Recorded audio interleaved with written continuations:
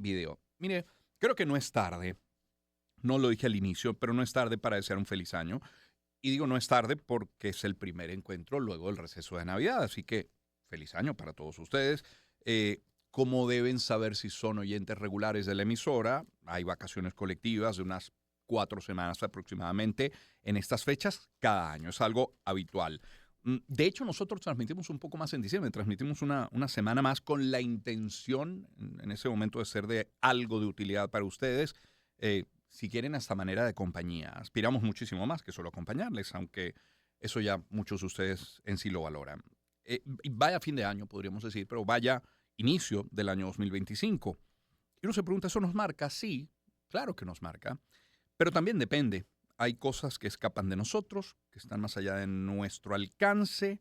Lo importante es lo que sí está en nuestro poder, que es cómo responder individualmente para el bienestar personal, para el bienestar familiar y ojalá tenga un impacto eso que hacemos en la comunidad, en el país y, ¿por qué no, en el mundo? Podríamos resumir estos 30 días en algunas cifras luego del 20 de diciembre, que fue nuestro último programa. Ejemplo, 1.687 detenciones vinculadas a hechos políticos según el corte del 18 de enero para el foro penal. También 90 excarcelaciones de presos por razones políticas en lo que va de enero. Hubo otras también en diciembre. Acompañaron la juramentación de Nicolás Maduro los presidentes de Cuba y Nicaragua, felicitaron los gobiernos de Bolivia, de Honduras, de Antigua y Barbuda, Rusia envió un emisario, China, ahí también, Bielorrusia, Irán, Corea del Norte, Qatar, Turquía, también Argelia, India, Serbia. Otros cuestionaron la misma juramentación, es caso de los Estados Unidos, de Argentina, de Chile, de Costa Rica, de El Salvador, Panamá, Paraguay, Perú, República Dominicana, Italia, la Unión Europea. Brasil y Colombia, México, ahí en una posición intermedia, pidiendo, como pide la Unión Europea, verificación independiente de resultados. El precio del dólar, por hablar de un aspecto económico tan importante, ha subido 6,9% del 20 al 20 de diciembre, 20 de enero. Estaba el 20 de diciembre en 51,35, estaba el 20 de enero en 54,91, estamos hablando de 7%.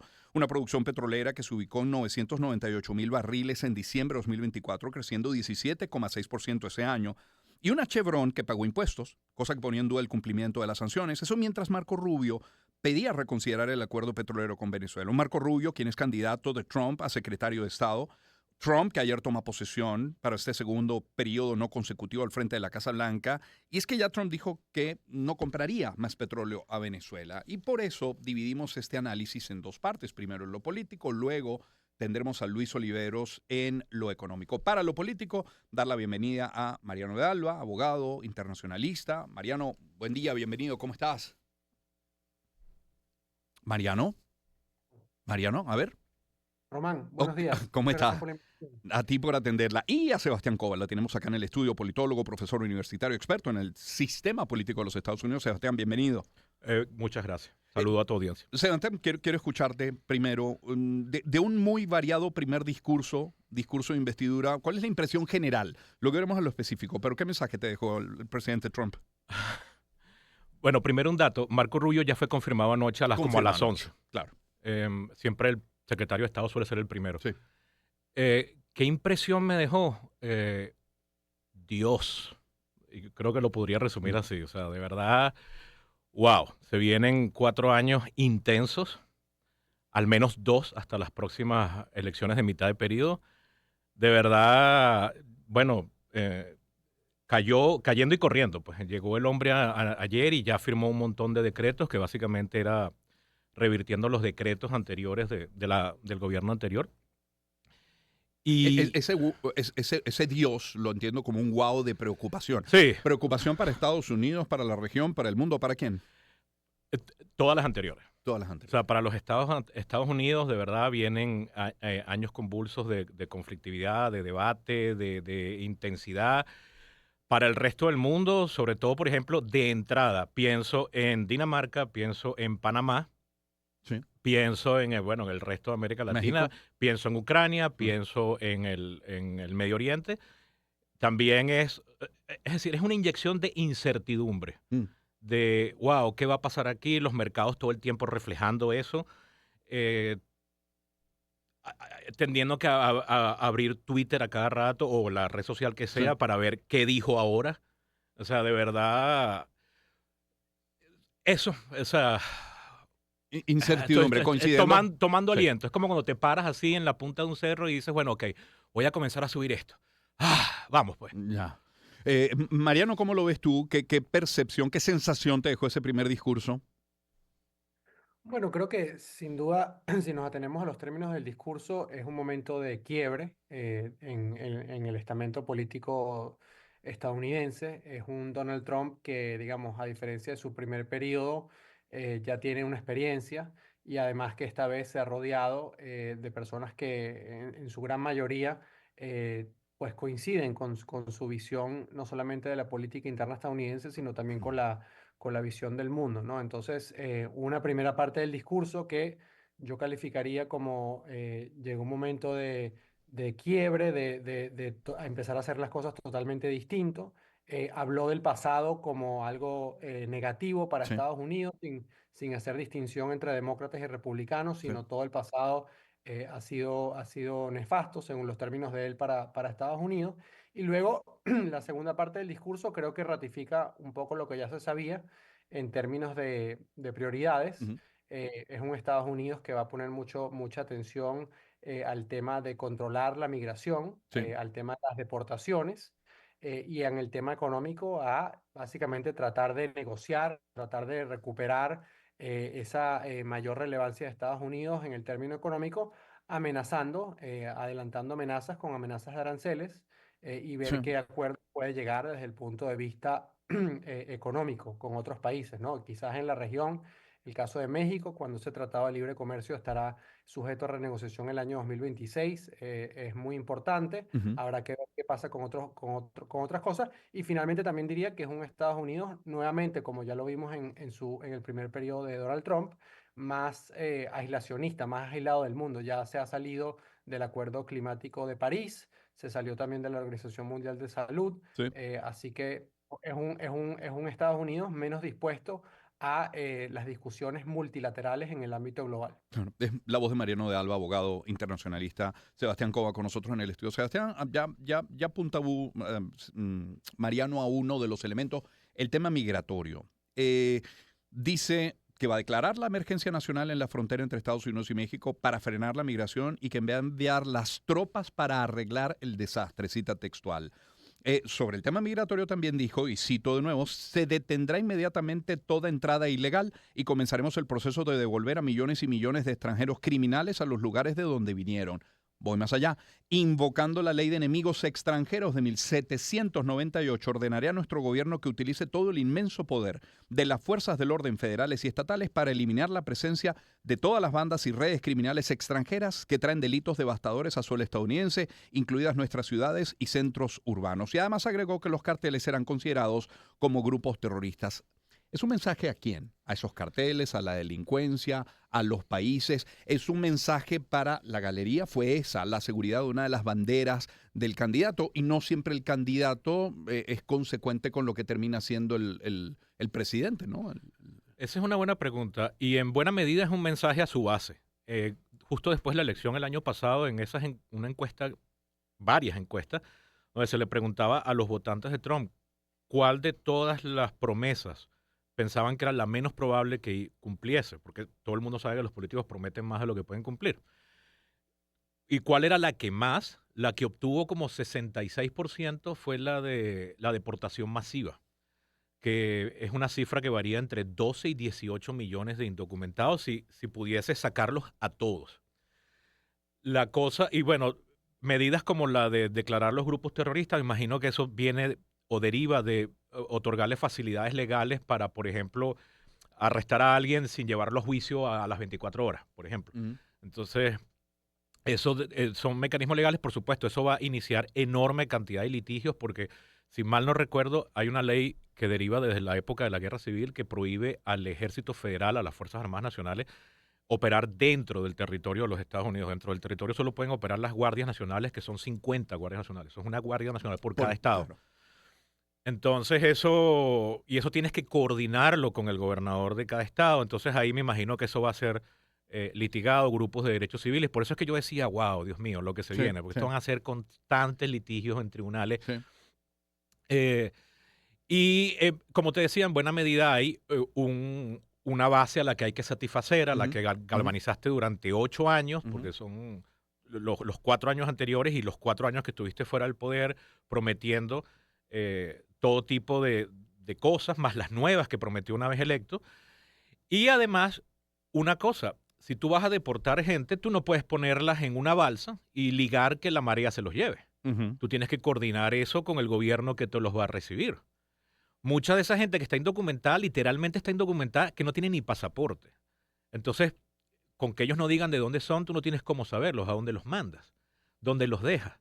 El costo en logística de todo eso es enorme. El costo más Y el país destino debe estar abierto a recibir. tiene que estar abierto a recibirlo, tiene que haber entonces alguna forma de relación diplomática con ese gobierno. El otro gobierno, si es inteligente, va a pedir algo a cambio. O sea, ok, yo te lo recibo, pero ¿a cambio de qué? Hay una ficha de negociación importante con cada país involucrado. Habrá, pero entonces además, si al mismo tiempo estás pisando callos, si estás diciendo que el canal de Panamá va a ser otra vez tuyo, que el Golfo de México hay que cambiarle el nombre, Sí. que Dinamarca más le conviene que me lo venda porque si no lo agarro por la fuerza. O sea, ¿cómo tú negocias con esa actitud, Y no? en ese contexto, y partiendo de esa declaración, Mariano, vuelvo contigo. Mariano, a mí hubo una frase de Trump que me llamó mucho la atención. No la veo, la verdad, demasiado reseñada hoy en grandes titulares, pero dijo en algún momento que los militares deben regresar a su única función. Y cuando dijo de su única función, no dijo defender los intereses de los Estados Unidos, dice derrotar a los enemigos de los Estados Unidos. ¿Quiénes deberían estar preocupados hoy?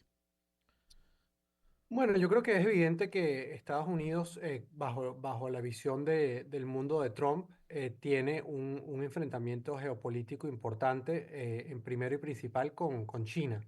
No, obviamente Estados Unidos no se plantea un enfrentamiento militar con China, pero sí va a tratar de avanzar sus intereses con respecto a China en distintas partes del mundo, incluyendo América Latina. Luego, en segundo lugar, es evidente que hay dos conflictos donde el posible involucramiento de Estados Unidos en esos conflictos va a ser utilizado por Estados Unidos para tratar de promover el fin de esos conflictos. Me refiero obviamente a la guerra en Ucrania y el conflicto entre Israel y Palestina. Eh, pero luego, así como dijo eso, Román también dijo que pues reafirmó lo que ha sido su visión durante su primera presidencia y ahora, que es que parte de su política es que Estados Unidos no se involucre en nuevas guerras Ujú, innecesarias. ujú. Entonces, hay allí también un elemento de, pues, Estados Unidos va a estar dispuesto a utilizar la fuerza en algunos episodios, pero también con mucho cuidado porque, digamos, Trump es muy contrario, es muy escéptico de, sobre todo, el involucramiento de Estados Unidos militar en Medio Oriente luego de los atentados del 11 de septiembre de Es la, 2001. claro, Yo es la quería voz de agregar algo Mariano. ahí. Ujú. Eso que resalta Mariano es muy importante porque Trump es sorprendentemente contradictorio en eso. Nunca ha habido desde los años 30 un político tan aislacionista en los Estados Unidos como Trump, que desde aquel momento que bajó las escaleras mecánicas en 2015, cuando anunció su campaña para las primarias republicanas, ha sido muy contrario a todo tipo de intervención del país en cualquier conflicto donde sea. De hecho, la retirada de Afganistán que le toca ejecutar a Biden, quien la negocia es Trump. Entonces, eh, es muy raro que tú estés amenazando y digas ese tipo de frases que tú Sí. señalaste, como la de la única misión es derrotar, cuando al mismo tiempo es sabido y en eso es paradigmático Trump porque no se parece a lo que usualmente el Partido Republicano solía ser el partido de los halcones, de los de una política exterior fuerte, los famosos neocon, la exportación de la Ujú, democracia a todos ujú. los países. Y Trump en eso de verdad es curioso. Entonces, al mismo tiempo que andas con una retórica de no, o sea, vengo yo, quítate, al mismo tiempo estás haciendo todo lo posible para sacar a los Estados Unidos de todo tipo de conflicto. Le gusta vender armas. Me acuerdo en su primer gobierno hizo un negocio enorme con Arabia Saudita, que fue aquel evento donde tomaron una foto rarísima donde todos tocaban un globo terráqueo que se iluminaba, pero al mismo tiempo entonces no quiere meter esas armas en ningún conflicto. Bueno, en Ucrania también es porque las armas son financiadas por los Estados Unidos, ¿no? O sea, la compra de esas armas. Pero es como, es un oxímoron hecho persona, o sea, muy contradictorio. dice una cosa, pero al mismo tiempo que la está diciendo lo exactamente contrario. Entonces, por eso es que yo llamo a esto una enorme incertidumbre. Mariano, ¿la tregua, el alto al fuego entre Israel y Hamas se le debe a Donald Trump? En parte sí, en parte sí. Creo que fue un trabajo conjunto entre la administración Biden y el gobierno entrante de Donald Trump. Recordemos pues que Donald Trump, parte de su filosofía es amenazar y tratar de ver si con esas amenazas pues logra tener una mejor posición negociadora. Él dijo que si él llegaba al poder y no había un alto al fuego, no había un acuerdo, el infierno se iba a desatar. Ujú. Entonces creo que hubo una coordinación allí entre el gobierno saliente y el gobierno entrante, y en parte creo que tanto Israel como Hamas pensaron o llegaron a la conclusión que era un buen momento para acordar un alto al fuego, aun cuando hay que tener muy en claro que ese alto al fuego es bastante frágil. Mm, Se ha empezado a sí. implementar, pero es posible que, pues caiga, ¿no? Y eso va a tener una serie de consecuencias en el corto y mediano plazo. Es la voz de Mariano de Alba. Tenemos en el estudio a Sebastián Cova. Sebastián, yo quiero irme a algo bastante más subjetivo. La cara. La cara de algunos de los presentes el día de ayer, incluso de los presentes quienes aplaudían cada frase en el mensaje de Trump. Por ejemplo, cuando dice que los Estados Unidos va a volver a ser un país de dos géneros, de hombre y de mujer. Las caras, incluso los que aplaudían, entre algún que otro abucheo, me llamó la atención. Sí, es que, oye, todo, ¿no? O sea, todo llamó la atención. Y además, el problema es que tú dices eso, ok, y la gente lo aplaude, pero ¿va a ser una definición de género federal para aplicable a todo el país? De nuevo, O vas a dejar que litigio sea, a eso. o vas a dejar que sean los estados? Si van a ser los estados, entonces, ¿qué pasa si un estado lo define por cromosoma? Otro lo define por el certificado de nacimiento. Otro lo define por em, el genital que tengas al momento en que se haga la determinación. O sea, no basta con hacer esas declaraciones. Trump es famoso porque no le gustan los detalles, no se molesta en eso, dice que él no está para eso, él solamente va como que marcando la pauta grande y deja que después sea el equipo. Y algo que señalaba Mariano al principio es muy cierto, la diferencia con su primer gobierno, al que él llegó sin pensar que iba a ganar esa elección, es que en aquella oportunidad estaba rodeado de gente que estaba todo el tiempo explicándole por qué no podía hacer eso. Sí, sí. Hoy en día es exactamente al revés. Hoy está rodeado de gente que le dice, ok, eso es lo que tú quieres, vamos a ver cómo lo logramos hacer Mm, posible. Y ayer estaba, ahorita, justo antes de entrar aquí, estaba oyendo unas personas pasando por el pasillo decir, viste que ya anoche decretó que se acabó la nacionalidad por jus solis. Eso no es verdad. Tú no, o sea, él sí puede firmar lo que le dé la gana, pero eso está garantizado constitucionalmente por la enmienda número 14 y una sucesión de sentencias judiciales que van hasta los años 90 del siglo XIX. Tú no puedes decretar eso, pero la gente lo ve y dice, ah, mira, ya, lo decretó, listo, resuelto, mm. porque todo el tiempo es más como un show. Al final de cuentas es un hombre que viene de bienes raíces y luego es una personalidad de televisión de reality show, donde todo es, ¿sabes? You are fired, y ese tipo de cosas que causan una impresión. ¿Sabes que en los reality shows Sí, los conflictos son atizados por los productores simplemente sí, claro. para hacer show, ¿no? Audiencia. Exacto. Mariano, la presencia de Elon Musk, de Jeff Bezos, de Mark Zuckerberg, ¿qué mensaje envía? Bueno, básicamente reafirma lo que venía siendo la posición del Partido Republicano, pero que creo que con Trump se pudiese decir que vamos a una política de esteroides de poca regulación o desregulación. Ujú, Trump cree que hay que desregular al sector privado estadounidense, donde obviamente el sector tecnológico tiene una presencia muy importante. Eso está siendo visto con buenos ojos.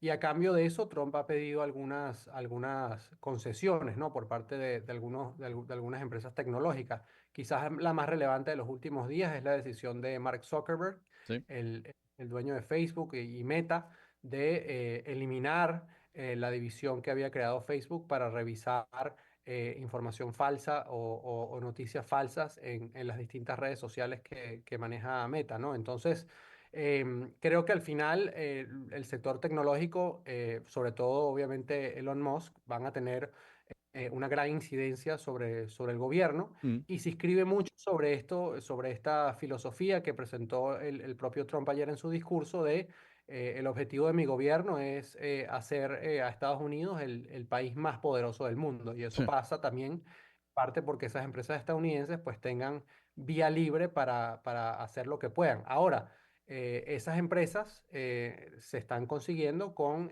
importantes alcabalas regulatorias en Europa.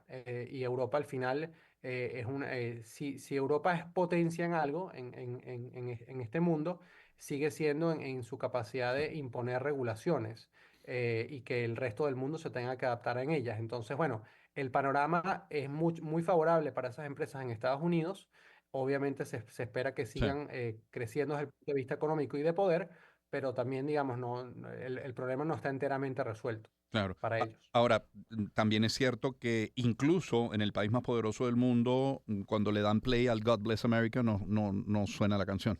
Y hay 2 minutos eternos para la Sí. cantante que tiene que interpretarlo y que lo terminó interpretando a capela. No, Mira, una curiosidad, nada más que eso. un dato curioso sobre el rol de los millonarios en este nuevo gobierno. En la historia de los Estados Unidos nunca ha sido raro que de repente alguien que viene de ser directivo de una gran empresa pase al gabinete. Mm, Y claro, muchas veces salían de sus acciones y cosas así, pero conservaban entonces dinero que ponían en plazo fijo, ese tipo mm. de cosas. Si tú agarras el gabinete que salió ayer, el de Biden, y sumabas toda su riqueza, eran 118 millones de dólares, lo que sumaba todo el gabinete. Si tú agarras el de Trump, suma 460 mil millones de dólares, es lo que vale el gabinete de Trump. ¿Eso es garantía de que no haya corrupción o todo lo contrario? No, eso te dice, el- el- es como el gobierno de los millonarios, ¿no? Finalmente. De hecho, Trump hizo 27 mil millones de dólares o se estima, Sí, el sábado con una nueva criptomoneda. cripto que lanzó el viernes Así y es. que ya ayer no valía nada. Eso es. Nada, Sebastián, Mariano, agradecido a ambos por este análisis de esta media hora. Muchísimas gracias. Mariano de Alba Muchísimas Vía gracias por... Remota, Sebastián Covaca con nosotros en el estudio. Mariano, abogado internacionalista, Sebastián politólogo, profesor universitario, experto en el sistema político de los Estados Unidos. Pausa y volvemos. Espacio para conectar. Éxitos. Caracas, El Vigía, Guarenas, Guatire, Maturín, Táchira, Mérida, Barquisimeto, Margarita, Puerto La Cruz, Puerto Ordaz, Maracaibo. Maracay. Éxito.